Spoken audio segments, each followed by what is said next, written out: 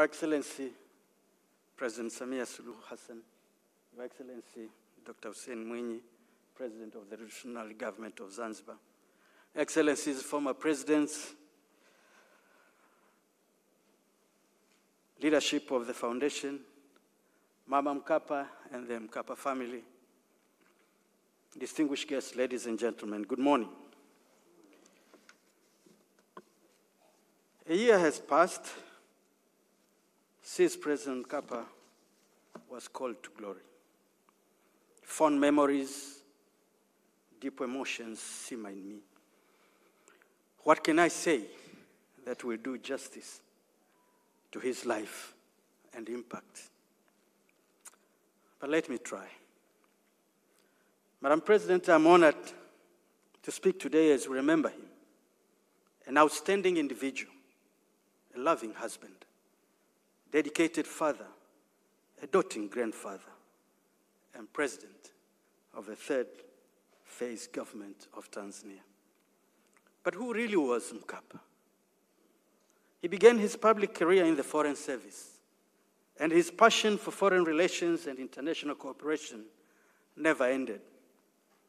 His masterful conduct of our diplomacy has left a lasting impact on Tanzania's image. He also went into the media and fell in love with it. Not just any trash that masquerades as journalism, but quality journalism. Then politics called, and fortunately for Tanzania, he answered the call. And the rest is history. President Mkapa liked to read newspapers, journals, books. I often helped him identify and acquire new books and journals. When traveling abroad, he would always find time to visit bookshops, browse, buy. Otherwise, I'd help him with this. He preferred reading books to idle chatter or self-serving flattery. It could be difficult to get to his inner circle.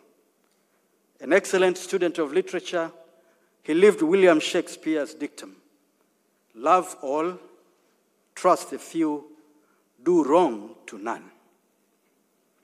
He was always a leader always, never a ruler. He wanted people to follow him, not because they are fearful of him, rather because they trusted him, and he earned their trust. He hated the cult of personality, refusing to be called Mtukufu or to have his picture on the national currency. He disputed the notion that politics is a dirty game. An erudite debater, he welcomed being challenged and dared anyone to dislodge him from his intellectual pedestal of thought and belief. During the 1995 elections, a political debate was conducted between presidential candidates, and his formidable debating skills were in full display. Others saw him as arrogant. He wasn't. He just did not like mediocrity. He always listened carefully to all opinions and perspectives before he made a decision. He believed people should be able to disagree without being disagreeable. Aristotle said, it is the mark of an educated mind to be able to entertain a thought without accepting it. And President Mkapa would concur. He was a devout Catholic, attending Mass every Sunday. He respected other people's faiths, a matter he insisted was personal and private. His faith did not influence how he ran the government or related with people. He valued work and gave it the best he had, with amazing discipline in whatever he did. He lived the code of life of his Benedictine missionary teachers: ora et labora, pray and work. He worked hard even when he was sick, like when he was admitted to hospital in Zurich for surgery, even insisting on delivering his monthly address to the nation from there. That was Mkapa. As a leader, he held the country together and helped us overcome political, social, economic, and natural challenges as one people, one country. A firm believer in the union between Tanzania mainland and Zanzibar, he spared no effort to defend and strengthen it. He always insisted that even in the context of a unique union structure, we were and must remain one nation, the United Republic of Tanzania. He was the comforter-in-chief when Mwalimu Nyerere passed away, when his vice president, Dr. Omar Ali Juma, died, when El Nino floods wreaked havoc, when MV Bukoba capsized, and when the nation faced political challenges, including those in Zanzibar. He led increased national efforts to fight the scourge of HIV and AIDS and its impact.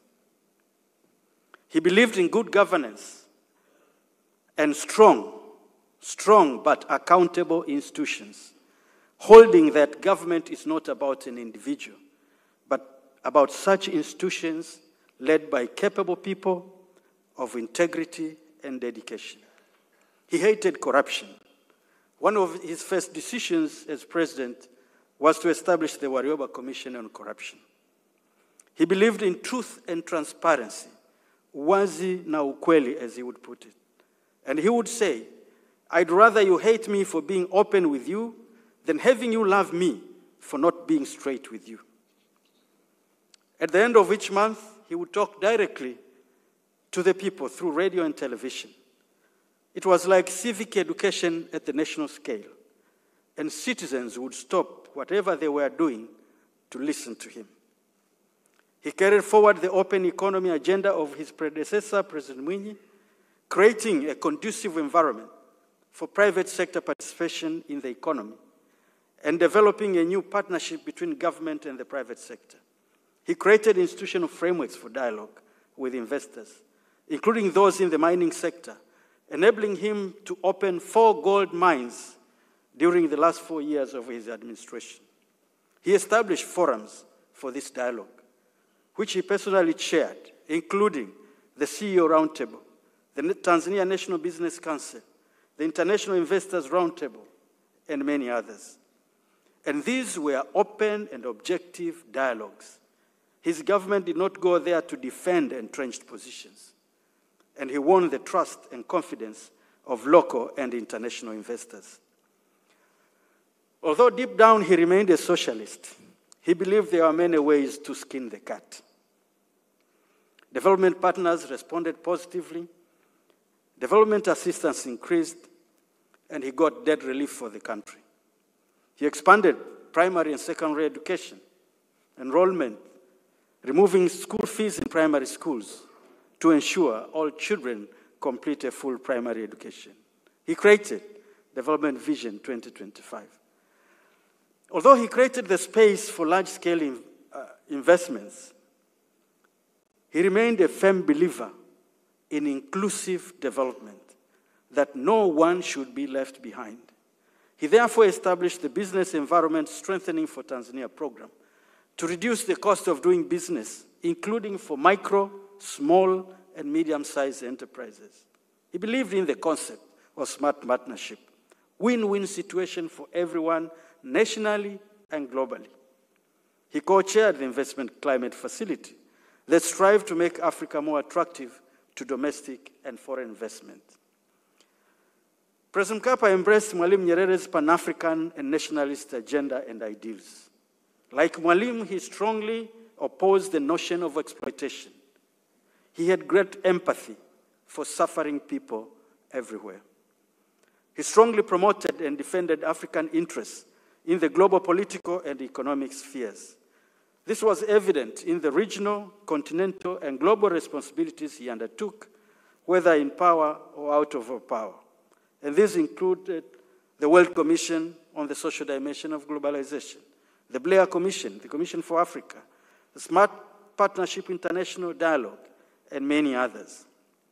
In retirement, he was patron of Uongozi Institute's Africa Leadership Forum, bringing together fellow retired African presidents like Presidents Mbeki, Obasanjo, Mohae, Chisano, among others, to discuss matters of topical interest for the continent with sitting presidents and other current and future leaders and stakeholders.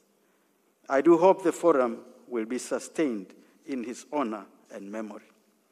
President Mkapa believed in peace and stability in Tanzania and in Africa. He was active in peacemaking efforts in Eastern Africa and Great Lakes region.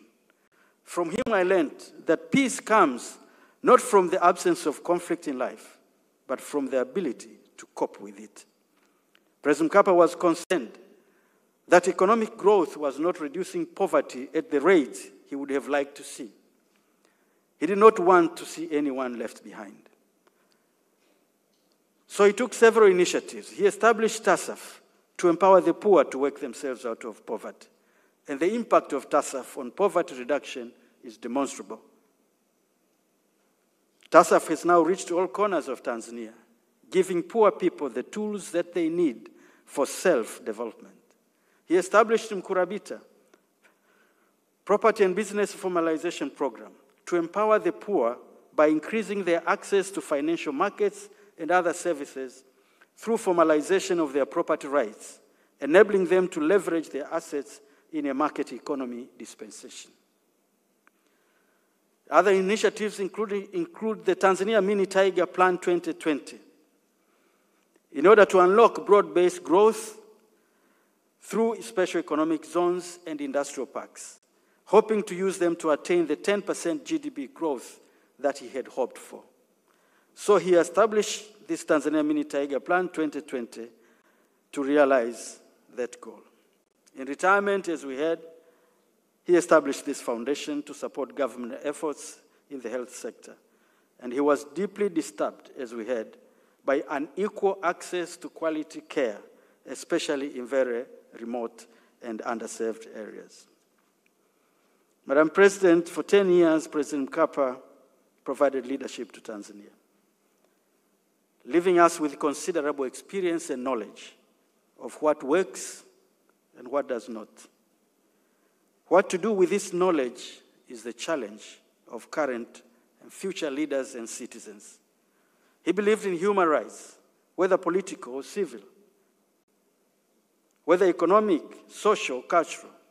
And these include the right to life, a life in peace, the right to earn a livelihood through equal economic opportunities and job creation, the right to basic health care, both preventive and curative, the right to justice and education, the right to political expression, but not political thuggery, the right to freedom of expression and worship without infringing or curtailing the freedom and faith of others. Madam President, I do hope I have done justice to his legacy. Above all, I hope that were he to hear me today, he would have approved and felt vindicated for having trusted me to be his personal assistant during those 10 years.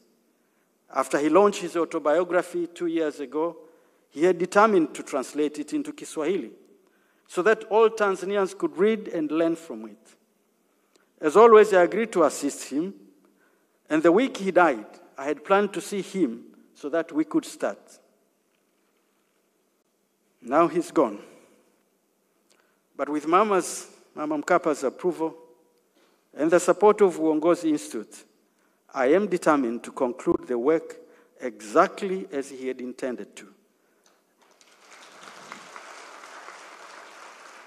And with the penmanship he would have approved. And may God help me to serve him well even now. Yes, even this sad time has flown. A year has passed. But his memory remains fresh and enduring in our hearts and minds. May he continue to rest in eternal peace. And may God continue to grant solace to Mama Anna, to the children, to the grandchildren. And I thank you for your kind attention.